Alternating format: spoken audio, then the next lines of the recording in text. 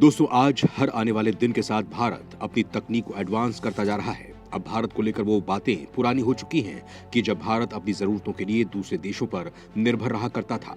आज का नया भारत न सिर्फ अपने दम पर मंगल पहुंच रहा है, बल्कि वो खुद अपने न्यूक्लियर हथियार बनाकर अपने दुश्मनों को उनकी हद में रहने की चेतावनी खुले में देता है। इतना ही नहीं, आज भारत ने दूसरे सेक्टर्स में, चाहे वो ऑटोमोबाइल हो, रक्षा क्षेत्र हो, अंतरिक्ष मिशन हो या फिर IT सेक्टर हो, उसने हर क्षेत्र में सफलता के झंडे गाड़कर यह साबित कर दिया है कि वो किसी से कम नहीं है। वहीं ऑटोमोबाइल सेक्टर में भारत ने एक ऐसी कामयाबी हासिल कर ली है जो अमेरिका भी नहीं कर पाया है। भारत की सफलता इसे भविष्य में काफी ऊंचाइयों तक ले जाने वाली है। आज के इस वीडियो में हम भारत की उस कामयाबी के बारे में जानेंगे जिसकी सफलता की मिसाल पूरी दुनिया में दी जा रही है, और ये कहा जा रहा है कि भारत आने वाले भविष्य में महाशक्तिशाली होगा। तो दोस्तों, आप हमारे साथ वीडियो के अंत तक बने रहिएगा, क्योंकि ये वीडियो आपको एक भारतीय होने पर गर्व महसूस कराएगा। दोस्तों, आज भारत हर रोज तरक्की की सीढ़ियां चढ़ता जा रहा है। अगर यहाँ ऑटोमोबाइल सेक्टर की बात करें तो वो इतना आगे बढ़ चुका है कि आज जापान भारत से पीछे है और भारत दुनिया में तीसरे नंबर पर आ गया है। इस सेक्टर में पहले नंबर पर चीन है, दूसरे नंबर पर अमेरिका है और तीसरे नंबर पर भारत है, जिसने जापान को हराकर यह मुकाम हासिल किया है। वहीं दुनिया के सामने यह जाहिर हो गया है कि भारत आने वाले समय की महाशक्ति है। आज भारत की बनी कारों की डिमांड वैश्विक स्तर पर लगातार बढ़ती जा रही है और जिस गति से वो बढ़ रहा है उससे यह साबित होने लगा है कि वो बहुत से ऐसे रिकॉर्ड बना देगा जिन्हें कोई देश तोड़ ही नहीं पाएंगे। दोस्तों, ऑटोमोबाइल इंडस्ट्री $3.8 ट्रिलियन की है, जो पूरी भारत की अर्थव्यवस्था से भी ज्यादा है। लेकिन इस इंडस्ट्री के जरिए ही भारत अपनी भविष्य लिखने की तैयारी कर रहा है। दोस्तों, ऑटो इंडस्ट्री एक ऐसी इंडस्ट्री है जो किसी देश की इकोनॉमी की तस्वीर बहुत अच्छे से क्लियर कर देती है। ये इंडस्ट्री सबसे ज्यादा जॉब क्रिएट करती है। जब देश में लोगों के पास रोजगार होगा तो उनका कंजम्पशन बढ़ेगा और इन सबका असर इकोनॉमी पर पड़ेगा। वो तेजी से बूम करेगी। एक्सपर्ट्स का कहना है कि जब किसी देश की ऑटो इंडस्ट्री तेजी से आगे बढ़ रही होती है तो उसे ये पता चल रहा है कि वहां की इकोनॉमी भी तेजी से ग्रोथ कर रही है। यही चीज भारत की इकोनॉमी में देखने को मिल रही है। इन सब के साथ भारत की स्वदेशी कार कंपनियों की ग्रोथ देखने को भी मिल रही है। भारत की टाटा महिंद्रा की बनी कारें आज दुनिया के बड़े बड़े देशों की सड़कों पर आपको दौड़ती हुई मिल जाएंगी। इसके साथ ही भारत ने इस सेक्टर में एक ऐसा इन्वेंशन किया है जिसे पूरी दुनिया देखती रह गई है। दरअसल जापान की कार कंपनी टोयोटा ने अपनी इंडियन सब्सिडरी के साथ मिलकर हाइड्रोजन से चलने वाली कार टोयोटा मिराई पेश की है। इस कार को लेकर लोगों में बहुत ज्यादा उत्साह देखने को मिल रहा है। जहां एक और पेट्रोल और डीजल की कीमतें बढ़ रही हैं और साथ ही इनसे फैलने वाले प्रदूषण को देखते हुए दुनिया भर में इलेक्ट्रिक गाड़ियों की मांग बढ़ती जा रही है। ऐसे में कार कंपनी टोयोटा ने हाइड्रोजन फ्यूल सेल से चलने वाली कार को डेवलप करते हुए ग्रीन एनर्जी को बढ़ावा दिया है।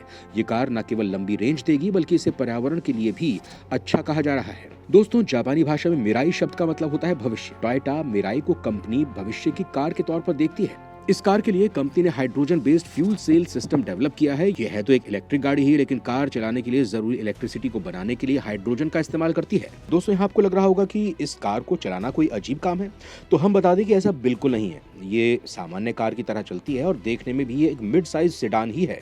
दोस्तों, टोयोटा मिराई में लगा फ्यूल सेल सिस्टम कंपनी के मौजूदा पेट्रोल इलेक्ट्रिक हाइब्रिड सिस्टम का ये एडवांस रूप है। ये वायुमंडल में मौजूद ऑक्सीजन की कार में भरे हाइड्रोजन फ्यूल के बीच होने वाली केमिकल रिएक्शन से काम करता है।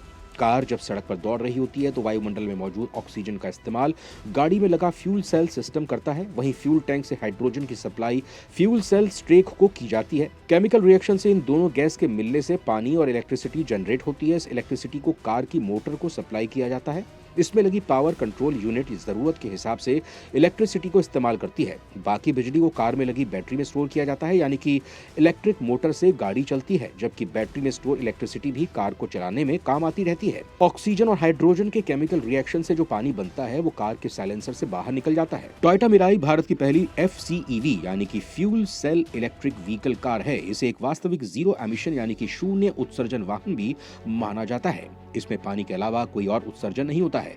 दोस्तों, इलेक्ट्रिक गाड़ियों के साथ सबसे बड़ी समस्या लंबा चार्जिंग समय है, लेकिन मिराई इस समस्या को खत्म कर देती है क्योंकि इसमें हाइड्रोजन रिफिल से ज्यादा समय नहीं लगता है। वहीं मिराई को लेकर टोयोटा का दावा है कि कार फुल टैंक के साथ 650 किलोमीटर की रेंज निकाल सकती है। टोयोटा मिराई कार की बात करें तो इसमें 3 हाइड्रोजन टैंक दिए गए हैं। इन टंकियों को सिर्फ 5 मिनट में भरा जा सकता है। इसमें 1.24 kVh की बैटरी भी है। टोयोटा मिराई ईंधन के एक पूर्ण टैंक पर 650 किलोमीटर तक की यात्रा कर सकती है।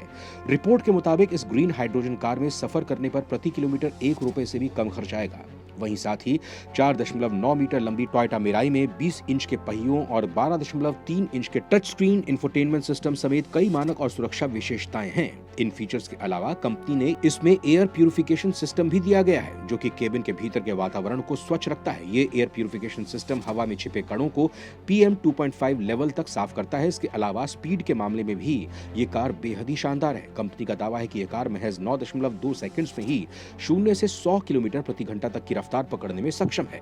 दोस्तों, ICCT यानी the international council on clean transportation की रिपोर्ट के मुताबिक साल 2030 तक देश में हाइड्रोजन फ्यूल स्टेशन स्थापित हो जाएंगे, जहां ग्रीन हाइड्रोजन की कीमत 430 से 495 रुपए प्रति किलो और ब्लू हाइड्रोजन की कीमत 420 रुपए से 455 रुपए प्रति किलोग्राम तक मिल सकती है। इस हिसाब से टोयोटा मिराई का टैंक ग्रीन हाइड्रोजन से फुल करने में कुल खर्च 2,800 रुपए और ब्लू हाइड्रोजन से फुल करने पर 2,500 रुपए का खर्च आएगा। अगर आपने एक बार टैंक फुल करा लिया तो आप 600 किलोमीटर के करीब का सफर पूरा कर सकते हैं।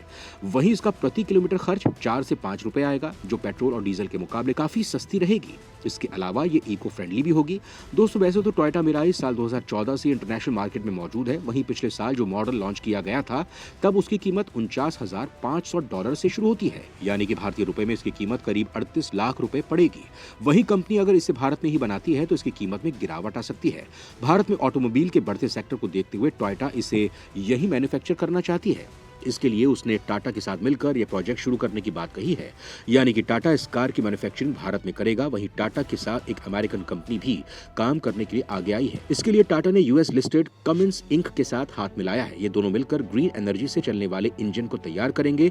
वहीं इस प्रोजेक्ट को लेकर कमिंस इंक ने कहा है कि वो भारत में कमर्शियल ऑटोमोबाइल के लिए हाइड्रोजन से चलने वाले internal combustion engine, fuel cell और battery electric vehicle system develop करने के लिए टाटा मोटर्स के साथ एक समझौते पर हस्ताक्षर किए हैं।